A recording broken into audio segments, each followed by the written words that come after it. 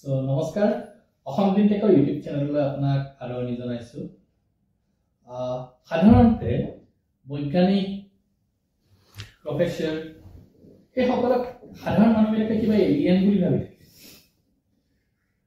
তেওঁলোকে যেন সাধাৰণ মানুহৰ লগত একো কানেক্ট নাই। কিন্তু আমি সেই বেৰিয়াৰটো ভাঙিবৰ কাৰণে আজি আমি আহি পাইছো তেজপুৰ বিশ্ববিদ্যালয়ৰ পদাৰ্থ বিজ্ঞান বিভাগত আমাৰ এইচঅডি প্ৰফেসৰ পবিত্ৰনাথ ছাৰৰ ওচৰত। সো পবিত্ৰনাথ ছাৰক চিনাকি কৰাই দিয়াৰ হেৰি নাই। তেজপুৰ বিশ্ববিদ্যালয়ৰ প্ৰথম বেটছৰ মাষ্টাৰ্ছ কৰিছিলে। তাৰপিছত ছাৰে পিএইচডি কৰি আমেৰিকাত পষ্টডক কৰিলে আৰু এতিয়া আমেৰিকাত বহুত কামত গৈ থাকে। জাপানত সদ্যহতে জাপানৰ পৰা গৈ আহিছে। সো নমস্কাৰ। নমস্কাৰ ডক্টৰ ঠাকুৰীয়া পংকজ ঠাকুৰীয়া মোক চিনাকি কৰি দিয়াৰ বাবে আজি আপোনালোকে ইয়ালৈ অহাৰ বাবে মোৰ এই এটা ইণ্টাৰভিউ দিবৰ বাবে মই অতিকৈ আনন্দিত যে এটলিষ্ট আপোনালোকৰ চেনেলৰ জৰিয়তে যাতে আমি কি কাম কৰি আছোঁ, কেনেকৈ আমি সমাজৰ বিভিন্ন যিবোৰ সমস্যা আছে আমি কেনেকৈ আমি আমাৰ গৱেষণাৰ জৰিয়তে সেইবোৰ সম্বোধন কৰিব পাৰোঁ বা এড্ৰেছ কৰিব পাৰোঁ, তাৰে আমাৰ এটা প্ৰচেষ্টা চলাই আছোঁ আজি প্ৰায় 12 বছৰ 10 বছৰ ধৰি। গতিকে মই আশা কৰোঁ আৰু মই খুব বিশ্বাসী যে আপোনালোকৰ চেনেলৰ জৰিয়তে আমি আমাৰ গৱেষণাৰ কামবোৰ কেনেকৈ আমাৰ অসমৰ ৰাইজে বা সমগ্ৰ এই অঞ্চলৰ ৰাইজে জানিব পাৰিব। আকৌ ইয়াতে স্বাগতম জনাইছোঁ আমাৰ মোৰ ডিপাৰ্টমেণ্টলৈ। পবিত্ৰ দা, আপুনি ফিজিক্সৰ মানুহ, মোবাইল ফোন কেইটালৈ খুব কাট কৰি থাকে। আচ্ছা, এইটো এটা খুব ভাল প্ৰশ্ন। আচলতে মই অলপ আমি পিছলৈ যাব লাগিব। মই 2011 12 বৰ্ষত আমেৰিকা বছৰ আছিলোঁ। মই বয় স্কাউট ফেলোশ্বিপ পাই তাত প্ৰায় এবছৰ তাত থাকিছিলোঁ। ইউনিভাৰ্চিটি অফ ইলিনয় আৰ্বানা চেম্পিয়ন বুলি এখন বিখ্যাত আমেৰিকাৰ প্ৰসিদ্ধ এখন ইউনিভাৰ্চিটি, তাত মই এবছৰ থাকিলোঁ আছিলোঁ পষ্টডক্টৰেল ষ্টাফ হিচাপে। তাত আমি প্ৰথমে মই আৰম্ভ কৰিছিলোঁ অলপ সফিষ্টিকেটেড, অলপ বেছি খুব উচ্চ মানসম্পন্ন গৱেষণাত মই প্ৰথমে নিয়োজিত হৈছিলোঁ। ধৰি লওক খুব দামী যন্ত্ৰ পাতিৰ সহায়ত আমি কেনেকৈ ফটনিক ক্ৰিষ্টেল বনাব পাৰোঁ। তাত মই কেইমাহমানৰ প্ৰথম কেইমাহমান মই তাত সেইবোৰ কামতে নিয়োজিত হৈ আছিলোঁ। পাছত শেষৰ ফালে পাছৰ ঠিক 4-5 মাহ আগতে, 4 মাহৰ পৰা 6 মাহ আগতে তেতিয়া এজন ষ্টুডেণ্টে মোৰ লগত আহিলে কাম কৰিবলৈ যে আমি স্মাৰ্টফোনত কাম কৰিম, একেলগে কাম কৰিম। তেতিয়া মই কামটো দেখি খুব ভাল পালোঁ। নতুন কাম আৰু তেতিয়া নতুন নতুন কিছুমান গৱেষণা পত্ৰ স্মাৰ্টফোনত প্ৰকাশ পাইছিলে। মই পঢ়ি খুবেই ভাল পালোঁ। দেখিলোঁ যে যদি মই এই কামটো ইয়াতে শিকি যাওঁ আৰু যেতিয়া মই ভাৰতত ঘূৰি যাম, তেতিয়া মই এই কামটো নিশ্চয় তাত প্ৰয়োগ কৰিব পাৰিম। কাৰণ ডাঙৰ বা অতি দামী যন্ত্ৰ পাতি কিনাৰ সামৰ্থ্য বা মোৰ ওচৰত নাই, তেতিয়া নাছিলে। কাৰণ তাৰ কাৰণে বহুত ডাঙৰ আপোনাৰ প্ৰজেক্ট এপ্লাই কৰিব লাগিব। কোটি টকীয়া প্ৰজেক্ট এপ্লাই কৰিলেহে তেনেকুৱা ধৰণৰ যন্ত্ৰ পাতি আমি কিনিব পাৰিম বা ইনষ্ট্ৰুমেণ্ট কিনিব পাৰিম। গতিকে সেইবোৰ ভাবি মই সেই কামটোত খুব ভালকৈ লাগি পৰিলোঁ। তাৰ লগত প্ৰায় এই মাষ্টাৰ ষ্টুডেণ্টৰ লগত আমি প্ৰায় 6 মাহ ভালকৈ কামটো কৰিলোঁ। কেনেকৈ ডিজাইন কৰে, কেনেকৈ এটা স্মাৰ্টফোনৰ সহায়ত আমি এটা সৰু যন্ত্ৰ সাজিব পাৰোঁ, যিটো আপুনি হাতত লৈ ঘূৰিব পাৰে বা পকেটত লৈ ফুৰিব পাৰে আৰু অতি কম দামী। আটাইতকৈ ডাঙৰ কথা হ'ল অতি কম দামী। কেনেকৈ আমি সেইটো নিৰ্মাণ কৰিব পাৰোঁ, কোনো ধৰণৰ অত্যাধুনিক সা সুবিধা নালাগে সেইটো বনাবলৈ। গতিকে সেই কামটোৱে মোক খুব বেছি প্ৰেৰণা দিলে আৰু তাত মই ভালকৈ শিকি আহিলোঁ। তাত আমি সকলোৱে মিলি এখন পেপাৰ ওলালোঁ, যৌথভাৱে এখন পেপাৰ উলিয়ালোঁ। সেইখন প্ৰায় আজি 400 মান তাৰ চাইটেশ্যন হৈছে, প্ৰায় 400 মান। গতিকে সেই কামটো মই ভাবিলোঁ এতিয়া মোৰ গোটেই জীৱনটো মোৰ ফিউচাৰটো চেঞ্জ কৰি দিছে, game changer for my career. তেতিয়া মোক হেৰিয়ে সুধিছিলে, মোৰ প্ৰফেচাৰজনে, যে তুমি ভাবা নেকি ইয়ালৈ অহাটো তোমাৰ সাৰ্থক হৈছে নেকি? তেতিয়া মই প্ৰফেচাৰক সেইদিনাখন এটা উত্তৰ দিছিলোঁ, যিটো মোৰ আজিও মনত আছে, that it is going to change my life or my career from then onwards when I started working on smartphone based sensing system. So সঁচাকে মই সেই কামটোত ইমান কনভিকশ্যন আছিলোঁ, ইমান মই ভাবি লৈছিলোঁ যে সেই কামটোৱে মোক চেঞ্জ কৰাব। আজি মই যেতিয়া ইয়াতে এইবোৰ কাম আৰম্ভ কৰিছোঁ, যোৱা 12 বছৰ ধৰি এইবোৰ কাম আৰম্ভ কৰিছোঁ, তেতিয়া দেখিলোঁ যে তেতিয়া দেখিলো যে নিউমাৰাছ অসংখ্য পেপাৰ ৰিচাৰ্চ পেপাৰ অসংখ্য পেটেন্ট স্মাৰ্টফোনৰ ওপৰত স্মাৰ্টফোন কৰে কি এইটো আৰু এটা ভাল প্ৰশ্ন মই ক'ব লাগিব কাৰণ স্মাৰ্টফোন এনেকুৱা এটা যন্ত্ৰ যে আজি প্ৰায় বিশ্বৰ 400 কোটি মানে যদি ধৰি লোৱা হ'ল যে 2025 বৰ্ষত আমাৰ ভাৰতৰ জনসংখ্যা পৃথিৱীৰ জনসংখ্যা 750 কোটি হ'বলৈ গৈ আছে তাৰে প্ৰায় 4.5 বিলিয়ন বা 4 বিলিয়ন মানে 400 কোটি মানুহে স্মাৰ্টফোন ব্যৱহাৰ কৰে তো এইটো এনেকুৱা এটা যন্ত্ৰ বা এনেকুৱা এটা আহিলা মানে ক'ব পাৰি যে পৃথিৱীৰ চুকে কোণে সকলো মানুহে মানে ব্যৱহাৰ কৰে মই দৰিদ্ৰ দেশৰ কথা ক'বলৈ যোৱা নাই কিন্তু তাত এটা ডাঙৰ কথা হৈছে কি দৰিদ্ৰ দেশবোৰ যিবোৰ আছে নাম এতিয়া আফ্ৰিকাৰ দেশবোৰলৈ যাওক বা যিকোনো ডেভেলপিং বা আণ্ডাৰ ডেভেলপ কাণ্ট্ৰিবোৰ যিবোৰ আছে দেশবোৰ আছে তাত আপোনালোকৰ এই স্মাৰ্টফোনৰ যিটো গ্ৰোথ এনুৱেল গ্ৰোথ আমাৰ ডেভেলপিং বা ডেভেলপ নেশ্যনতকৈ বহুত বেছি তাৰমানে এইটো বুজাইছে যে ডেভেলপিং নেশ্যনবিলাক বা আণ্ডাৰ ডেভেলপ নেশ্যনবিলাক বা ফ'ৰ্থ ৱৰ্ল্ড কাণ্ট্ৰি যিবিলাক আছে তাত মানে পেনিট্ৰেশ্যনটো খুব ৰেপিডলি হৈ আছে গতিকে এইটো আমি ক'ব পাৰো যে সকলোৰে হাতত এই স্মাৰ্টফোনটো আজি একবিংশ শতিকাৰ এটা মষ্ট পেনিট্ৰেটেড টেকনলজি যি হয়তো কম্পিউটাৰে কৰিব পৰা নাই বা অইন কোনো ধৰণৰ ইলেক্ট্ৰনিক যন্ত্ৰ পাতিয়ে কৰিব পৰা নাই কিন্তু স্মাৰ্টফোনে সেইটো কম কৰিছে গতিকে আজি পৃথিৱীৰ বিশ্বৰ চুকে কোণে আপুনি স্মাৰ্টফোন পাব স্মাৰ্টফোন হ'ল এনেকুৱা এটা আহিলা যাৰ সহায়ত মানুহ এজনে কথা পাতিব পাৰে ফটোও ল'ব পাৰে ৰেকৰ্ডো কৰিব পাৰে নানান ধৰণৰ তেওঁৰ আজিকালি আপোনালোকে হয়তো দেখিছে স্মাৰ্টফোনত নিজৰ ব্লাড প্ৰেছাৰ জুখিব পাৰে বা পালছ জুখিব পাৰে তাৰ মানে কি হৈছে স্মাৰ্টফোনত আমাৰ বহুত ধৰণৰ সেন্সৰ যিকোনো প্ৰত্যেকটো কোম্পানীয়ে আপেল উইন্ডোজৰ যিবিলাক হেৰি আছে এন্ড্ৰইডৰ যিবিলাক ফোন আছে ৰেডমি অপো সব কোম্পানীয়ে তাৰমানে স্মাৰ্টফোনত বহুত সেন্সৰ তেওঁলোকে এম্বেড কৰি দিছে তাৰমানে তাত সোমাই দিছে গতিকে সেই স্মাৰ্টফোন সেই সেন্সৰবোৰ ইমানেই উপযোগী যে যিকোনো মানুহে তাৰ সহায়ত বহুত ধৰণৰ কাম কৰিব পাৰে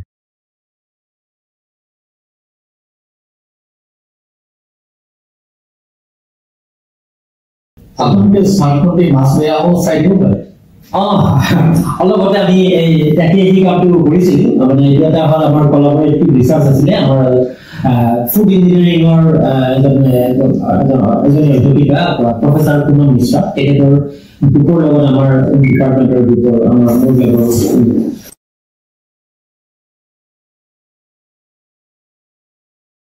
আমাৰ কলাবৰেশ্যন আছিলে তেওঁ আহিছিলে 2017-18 বৰ্ষত যে আমি এটা কাম কৰো কেনেকৈ আমি মাছৰ ফ্ৰেছনেছটো কেনেকৈ আমি গুণগতটো কেনেকৈ আমি তাও নিৰ্ধাৰণ কৰিব পাৰো দুটা হ'ব পাৰে এটা হ'ল আমি হয়তো যিবিলাক কনভেনচনেল চিষ্টেম আছে কিবা ইনষ্ট্ৰুমেণ্ট লগাই চালে বা মাছটো কিমান গুলি গৈছে তাৰ পৰা আমি চেম্পলটো লৈ পেলাই লেবৰেটৰীত গৈ চাব পাৰো মাছটো কিমান কিন্তু সেই যিটো ব্যৱস্থাৰে কৰা হৈছিল কনভেনচনেল ব্যৱস্থাৰে সেইটো এটা জটিল প্ৰক্ৰিয়া তাৰমানে আপুনি মাছটোৰ চেম্পল কাটিব লাগিব তাৰপিছত তাক হয়তো নানান প্ৰক্ৰিয়াৰ মাজেৰে লৈ যোৱাৰ পিছত এটা ইনষ্ট্ৰুমেণ্টত দিব লাগিব তেতিয়াহে গম পোৱা যায় সেইটো মোৰ ধাৰণা মই কাৰণ সেইটো ফুড ইঞ্জিনিয়াৰিঙত কেনেকৈ ফ্ৰেছনেছটো টেষ্ট কৰে সেইটো নাজানো তেতিয়া প্ৰফেচৰ মিশ্ৰ আৰু আমাৰ যিটো কলাবৰেশ্যন ৰিচাৰ্চৰ কথাটো তেতিয়া আৰম্ভ হৈছিলে তেতিয়া কৈছিলো যে নহয় আমি এটা কাম কৰো এটা সৰু ইনষ্ট্ৰুমেণ্ট বনাওঁ স্মাৰ্টফোনৰ প্লেটফৰ্ম লৈ পেলাই বা স্মাৰ্টফোনৰ সহায়ত যাৰ সহায়ত আমি এটা কি কৰিম মাছটো পেকেজ যেতিয়া ফিচ থাকিব বা যিকোনো মাছ থাকিব যেতিয়া মাছটোৰ লাহে লাহে গিলিব ধৰিব বা তাৰ ডিগ্ৰেড হ'ব তাৰ পৰা গেছ কিছুমান ফৰ্ম হয় এমনিয়া বেচিকেলি ডিগ্ৰেড হ'লে এমনিয়া গেছ ওলায় কিন্তু সকলোৱে জনা কথা সেই এমনিয়া গেছটোৱে কি কৰিব আমি এটা তাৰ লগত ট্ৰানজিস্টৰ ৰাখি দিম এখন ফিল্ম এখন থৈ দিম সেই এমনিয়া গেছটোৱে ফিল্মখনত যেতিয়া তাৰ ৰিয়েক্ট কৰিব ইট উইল চেঞ্জ কালাৰ তাৰ লগত ৰং পৰিৱৰ্তন হ'ব আৰু সেই ৰং পৰিৱৰ্তন আমি কি কৰিম স্মাৰ্টফোনৰ সহায়ত মেজাৰমেণ্ট কৰিম গতিকে আমাৰ সেই প্ৰচেষ্টাটোৰে মানে সেইটোৱে হ'ল আমাৰ গোটেই কামটোত থুলমূলকৈ মই এটা আভাস দিলোঁ গতিকে এখন পলিএনিলিন ফিল্ম এখন থাকে যিখনৰ মানে তাৰ কালাৰটো চেঞ্জ হয় আপোনালোকে পেপাৰখন পঢ়িলে ৰিচাৰ্চ পেপাৰখন পঢ়িলেও তাত পাব তেওঁলোকে ওলোৱা পেপাৰখন আৰু লগতে এখন আমি পেটেণ্টো কৰা গৈছিলে আমি পেপাৰখন ওলোৱাৰ আগত আমি পেটেণ্টো কৰিছিলোঁ গতিকে সেইটো বেচিছতে আমি মাছটো যেতিয়া ডিগ্ৰেড হ'বলৈ আৰম্ভ হয় এমনিয়া যেতিয়া তাৰ পৰা ওলাই নিৰ্গত হয় সেই নিৰ্গত হোৱা এমনিয়াখিনি আমি সেই ফিল্মখনৰ লগত তেওঁলোকে তাত ৰিয়েকশ্যন হয় আৰু তাৰ কালাৰ চেঞ্জ হ'ব কিমান এমনিয়া বেছিকৈ ওলাব কিমান তাৰ কালাৰটো চেঞ্জ হ'ব সেইবিলাক গাঢ় ৰঙৰ গাঢ়তাৰ ওপৰত ভিত্তি কৰি আমি স্মাৰ্টফোনে তাৰ কালাৰৰ ইণ্ডিকেশ্যনটো দিব পাৰে। আমি ছেটআপটো তেনেকৈ বনাই লৈছিলোঁ আৰু সেই তাৰ সহায়ত আমি মাছটো কিমান পুৰণা বা বাঢ়ি হৈছে বা আমি ডিগ্ৰেড হোৱা বুলি কওঁ, কিমান ডিগ্ৰেড হৈছে আমি তাক সেইটো অনুমান কৰিব পাৰোঁ, সঠিকভাৱে নিৰ্ধাৰণ কৰিব পাৰোঁ। সেইটো হ'ল আমাৰ কামৰ থুলমূল আভাসটো। আপোনালোকে কোনটো লৈ পেলাই বেমাৰৰ বীজাণু পেষ্টিচাইড চববিলাক উলিয়াই দিব পাৰে?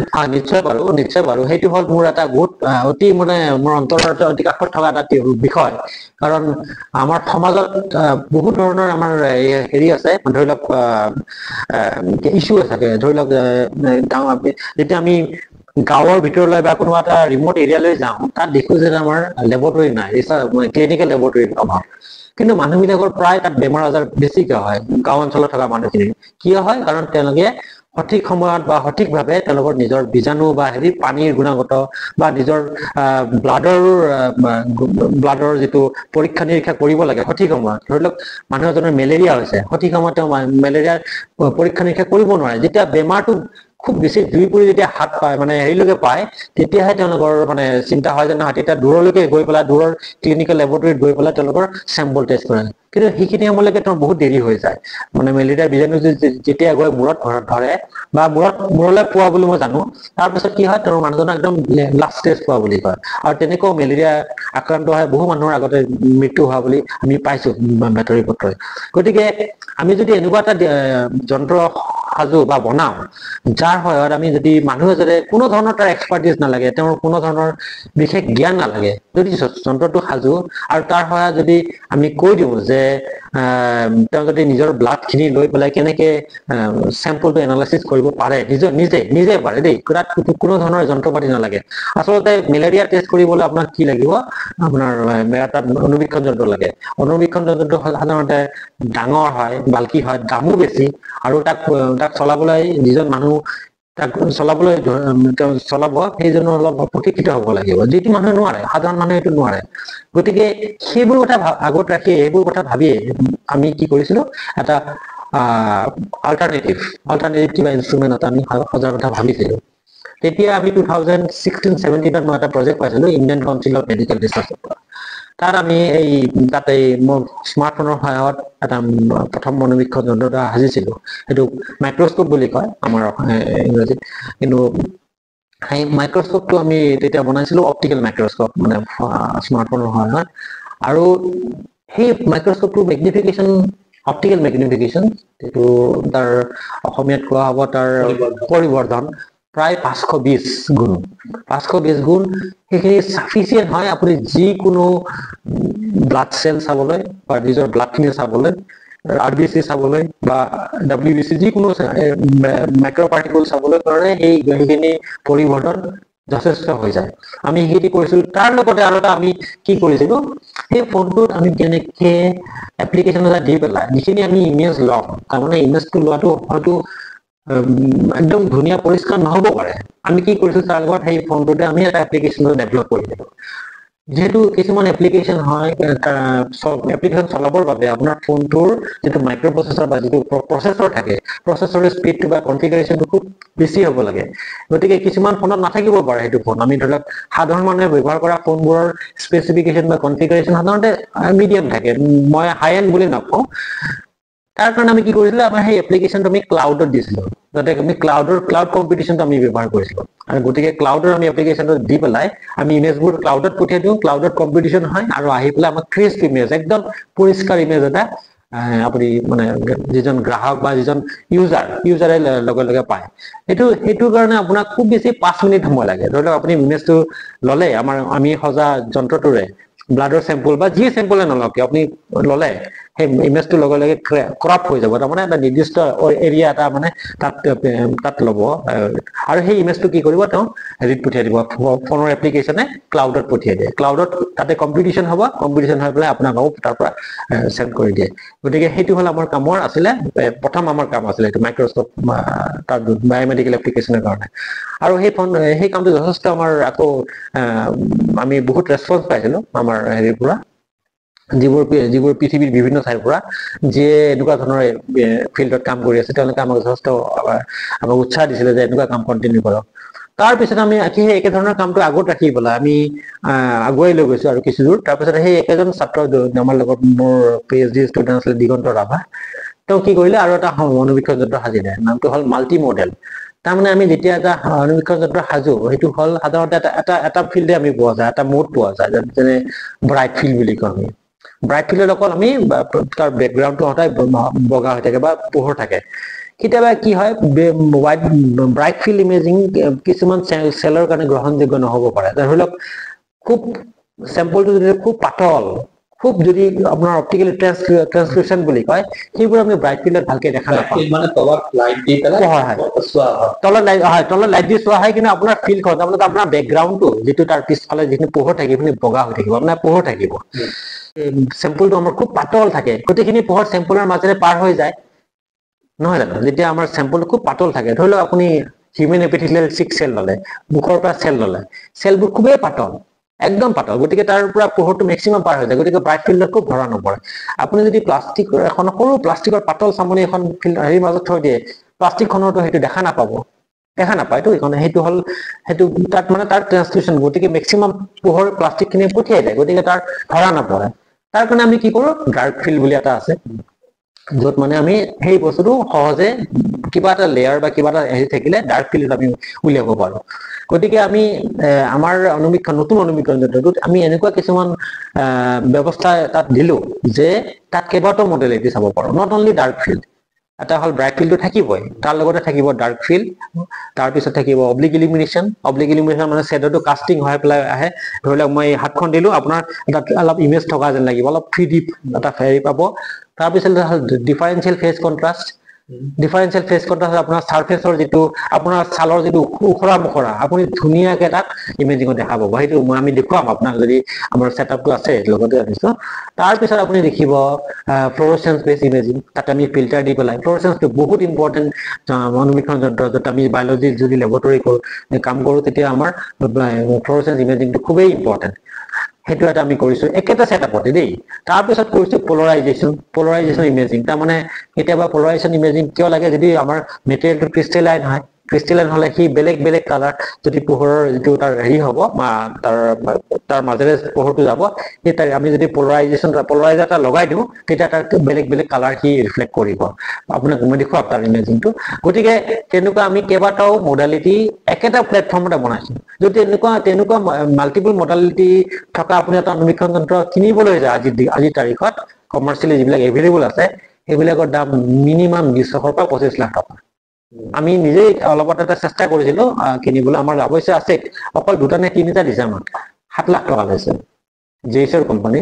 অৱশ্যে তেওঁলোকৰ অফক'ৰ্চ বস্তুবোৰ ভাল, কিন্তু তেওঁলোকৰ যিটো কোম্পানীৰ দাম বা যিটো হেৰি কৰিছে, তাৰ ঠাইত যদি আমি আমাৰ ব্যৱস্থাটো আমি আজিৰ তাৰিখত যিটো আমি কৰিছো, এতিয়ালৈকে লেবত আমাৰ যিখিনি বনালো, সেই মাল্টি মডেল মাইক্ৰস্কোপ যিটো আমি বনাইছো, তাৰ দাম ফোনটোৰে সৈতে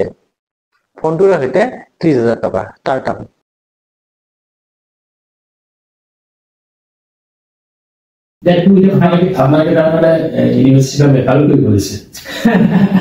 আপোনাৰ কথাবোৰ ঠিক বেপাৰ নহয়, আজিকালি মানে আমেৰিকাত বা হেৰিত মেক্সিমাম বেপাৰ যিকোনো এটা ষ্টাৰ্টআপ বহুতবিলাক ইউনিভাৰ্চিটি বা ৰিচাৰ্চ চেণ্টাৰৰ পৰা ওলায়। এক্সেক্টলি আমাৰ ইয়াত সেই বস্তুটো ওলোৱা নাই, আপোনালোকে তেনেকুৱা বেপাৰ কৰি গৈছে। তাৰমানে হয়, কথাটো খুবেই আপুনি ধুনীয়াকে মানে প্ৰশ্নটো কৰিছে। আচলতে আজিৰ পৰিৱেশ, আজি মানে ভাৰতৰ এতিয়া ইক'চিষ্টেমটো বা এডুকেশ্যনৰ বা যিমান আপুনি IIT ডাঙৰ ৰিচাৰ্চ ইনষ্টিটিউট বা এডুকেশ্যনেল ইনষ্টিটিউশ্যনত তেওঁলোকৰ সেই ষ্টাৰ্টআপ কালচাৰটো খুব বেছি এগ্ৰেছিভলি আহিছে। আপোনালোকে সকলোৱে গমেই পাইছে, আজি আমাৰ কেন্দ্ৰত থকা চৰকাৰৰ এটা ফ্লেগশ্বিপ প্ৰগ্ৰাম হৈছে ষ্টাৰ্টআপ। তেওঁলোকৰ ফ্লেগশ্বিপ প্ৰগ্ৰাম, দে প্ৰাউডলি দে এনাউন্স ডেট ষ্টাৰ্টআপ আমি ভালকে আনিছো। মই এটা কথা কওঁ, আগতে হেৰি মানুহে কৈছিলে ডেকা ল'ৰাবিলাকে ছোৱালীবিলাকক ইমপ্ৰেছ কৰিবলৈ প্ৰথমতে বাইক লৈ গৈছিলে। তাৰপিছত কি হ'ল, এই বিশেষকে বেংগলী মানুহৰ মাজত জনপ্ৰিয় এইটো, মানে কয় দুৰ্গা পূজাত কেইজন মানে তাৰপিছত DSLR লৈ ঘূৰা হ'ল, তাৰপিছত আইফোন লৈ ঘূৰা হ'ল। এতিয়া সকলোৱে লেভেল দি পেলাই মোৰ ষ্টাৰ্টআপ আছে।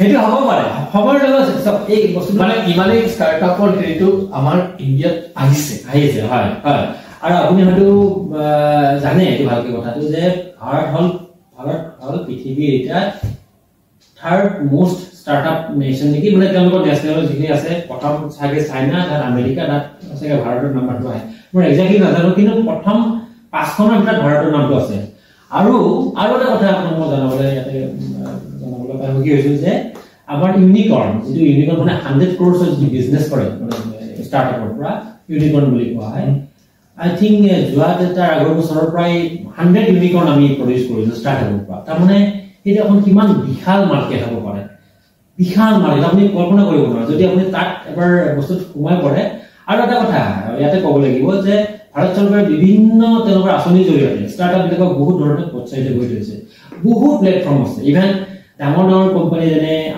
NRL আমি NRLৰ পৰা অলপতে ফাণ্ড আনিবলৈ সক্ষম হৈছিলোঁ বাইৰাক NRL IOCL যিমান ডাঙৰ হেৰিবোৰ আছে বিগ তাৰপিছত আৰু ইভেন মই নামবোৰ চব এতিয়া আজিলৈকে সকলোৰে নামবোৰ অহা নাই কিন্তু মই জানো বহুত ডাঙৰ কোম্পানীও তেওঁলোকৰ যিটো CSR বুলি কয় কৰ্পৰেট ছ'চিয়েল ৰেছপন্স সেইবোৰ স্কিমৰ আণ্ডাৰত বহুত ধৰণে ষ্টাৰ্টআপ বিলাকক উৎসাহিত কৰি আহিছে আৰু তেনেকৈ ভাৰত চৰকাৰৰ বহুত ধৰণৰ তাৰমানে এনেকুৱা স্কিম আছে য'ত আমি এপ্লাই কৰিব পাৰোঁ আমি গ্ৰাণ্ট আনিব পাৰোঁ এবাৰ যদি কামটো আপুনি বিভিন্ন প্লেটফৰ্মত দেখুৱায় যে এইটো কামৰ হেৰি আছে পটেনচিয়েল আছে স্কোপ আছে তেতিয়াহ'লে আৰু তাত আপোনালোকে কি পাব কেপিটেলিষ্ট ভেঞ্চাৰ VC বুলি কয় ভেঞ্চাৰ কেপিটেলিষ্ট তেওঁলোকে ৰখি আছে আপোনাক ফাণ্ড কৰিবলৈ প্ৰডাক্টটো কমাৰ্চিয়েল লেভেলত গতিকে সেইটো এটা ডাঙৰ ভাল ইক'চিষ্টেম এটা হৈছে ভাৰতত আমি এতিয়া আমাৰ দেশৰ ল'ৰা ছোৱালীবিলাক অকল যে চাকৰিৰ পিছত দৌৰি ফুৰিব লাগে সেইটো নহয় তাৰমানে এভিনিউ আমাৰ নতুন ক্ৰিয়েট হৈছে নতুন এভিনিউ আহিছে নতুন